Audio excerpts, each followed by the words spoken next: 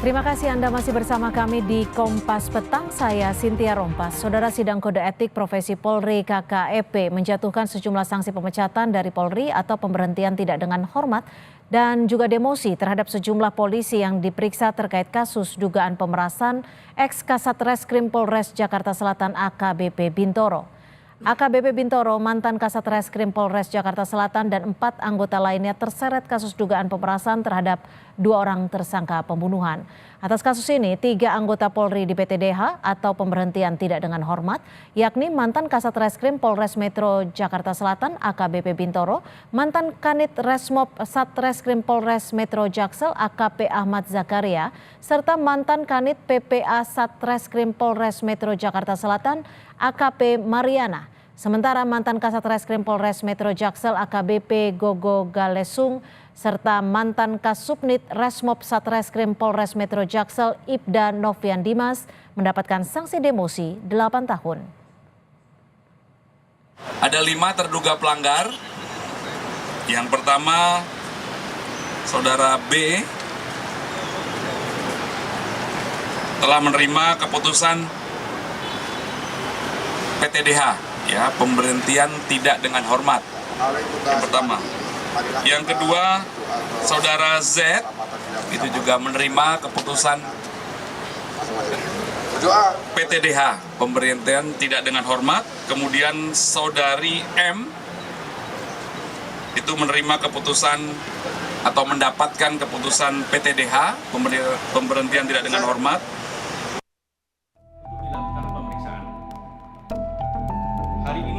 Sidang kode etik profesi KKEP terkait penyalahgunaan wewenang yang menyeret mantan Kasat Reskrim Polres Jakarta Selatan AKBP Bintoro dan sejumlah anak buahnya telah ditetapkan. 3 orang polisi termasuk AKBP Bintoro dijatuhi sanksi pemberhentian tidak dengan hormat atau PTDH alias dipecat. Sementara 2 anggota polisi lainnya diberikan sanksi demosi 8 tahun. Atas keputusan yang dibacakan, kelima anggota Polri yang melakukan pelanggaran tersebut mengajukan banding. Atas keputusan yang telah dibacakan ini, disampaikan ini, kelima terduga pelanggar menolak dan mengajukan banding atas putusan tersebut. Sidang etik terhadap AKBP Bintoro digelar di Polda Metro Jaya pada Jumat 7 Februari 2025 lalu. Dalam sidang tersebut, Majelis KKEP mempertimbangkan berbagai fakta yang terungkap selama penyelidikan, termasuk aliran uang yang diterima oleh Bintoro dan rekannya. Kasus pemecatan AKBP Bintoro, mantan Kasat Reskrim Polres Jakarta Selatan dari kepolisian, menjadi sorotan publik setelah terungkap adanya dugaan pemerasan terhadap tersangka kasus pembunuhan. Kasus pemerasan ini bermula dari laporan Arif Nugroho dan Muhammad Bayu Hartanto, 2 tersangka kasus pembunuhan dan pemerkosaan yang sebelumnya ditangani Polres Jakarta Selatan. Kedua tersangka dalam kasus ini melaporkan pemerasan yang dilakukan AKBP Bintoro dengan jumlah uang lebih dari 100 juta rupiah. Laporan tersebut kemudian ditindaklanjuti dengan gugatan perdata di Pengadilan Negeri Jakarta Selatan pada 7 Januari 2025 yang menuntut pengembalian aset mewah dan ganti rugi atas perbuatan melawan hukum. Tim Liputan Kompas TV. 5 anggota Polri dikenakan sanksi usai terlibat kasus pemerasan terhadap 2 orang tersangka. 3 anggota Polri yang dipecat sementara, 2 lainnya didemosi 8 tahun. Apakah sanksi tersebut cukup memberi rasa keadilan bagi sistem hukum?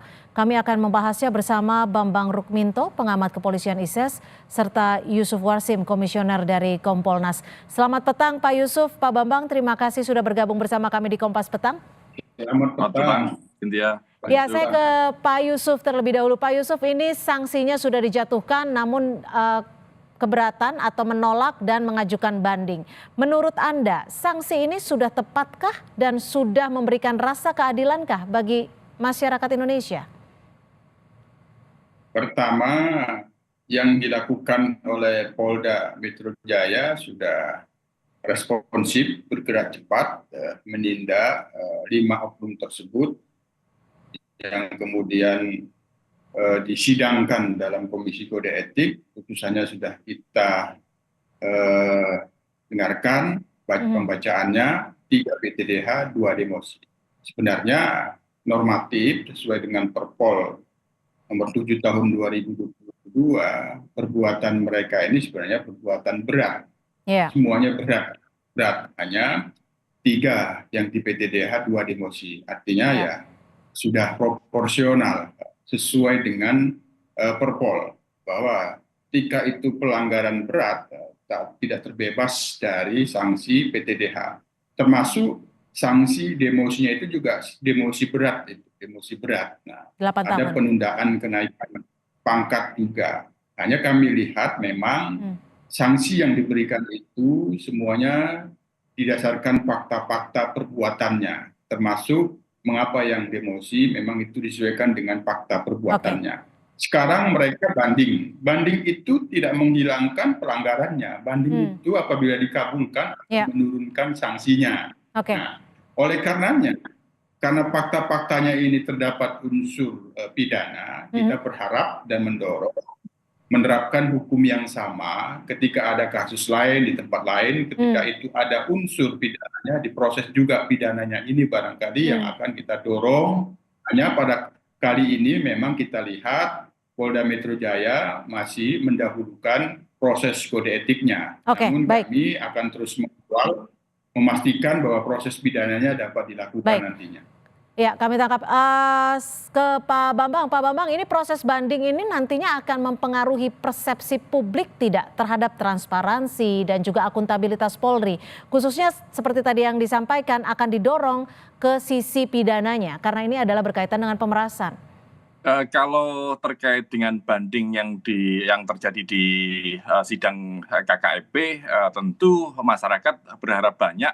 Ini terkait dengan keputusan dari Kapolri ya. Kapolri pasti harusnya tetap akan menolak banding tersebut seperti itu. Tetapi bagi masyarakat, kepolisian ini sejak 98 adalah lembaga sipil yang berada di bawah peradilan sipil juga, peradilan umum seperti itu. Makanya ketika ada kasus pidana seperti pemerasan atau penyuapan yang melibatkan personil, ini harus tetap diperlakukan proses pidana.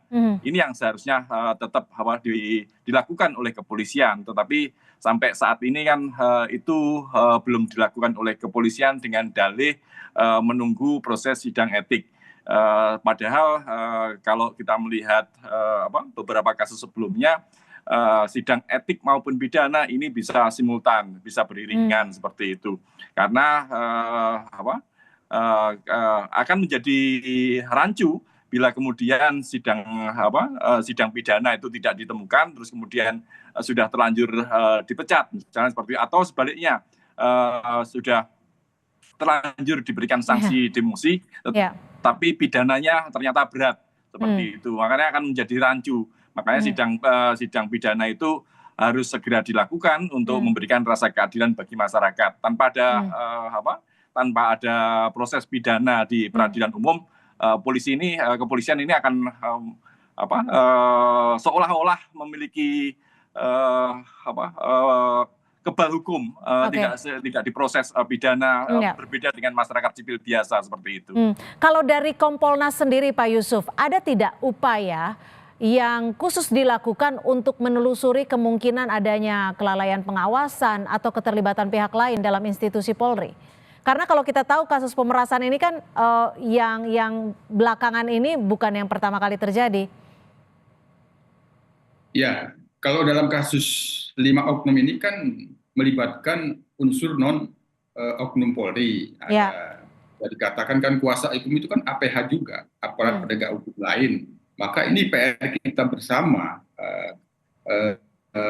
kerjasama aparat penegak hukum untuk ke depan bisa mengungkap kasus-kasus seperti ini apabila memang ada. Ya ini kita apresiasi kuasa hukum yang kedua korban pemerasan ini berani mengungkapkan ini kita apresiasi. Artinya kalau memang ada lagi seperti ini kami sangat responsif itu.